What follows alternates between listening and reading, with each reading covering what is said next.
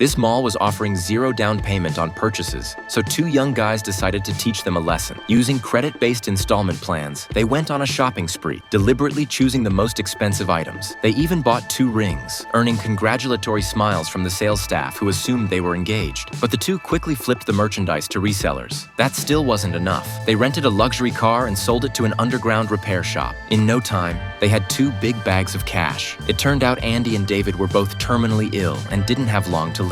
Since they'd be gone soon, they had no intention of repaying the debt. Their only concern now was how to spend all the money before they died. David had suffered from a strange condition since childhood. He could fall asleep at any moment, anywhere. Recently, his illness had worsened. He'd doze off in elevators, on cranes, sitting down, or even while standing. Because of this, he couldn't hold a steady job and survived by petty theft. One day, while waiting for the subway, he nodded off again and toppled right onto the tracks, terrifying nearby passengers. When David opened his eyes, he was already in the hospital. The doctor had just performed a brain CT scan, and the results were grim, a brain tumor. David asked if it was serious. The doctor hesitated, then suggested he start notifying friends and family to prepare for his funeral. You'd think such terrible news would leave David in tears, but instead, he fell asleep. It wasn't because he was calm. It was just his illness acting up whenever he got emotional or excited. When he woke up, he had been moved to a hospice care ward. In the next bed was another terminal patient named Andy. Andy had pulmonary fibrosis.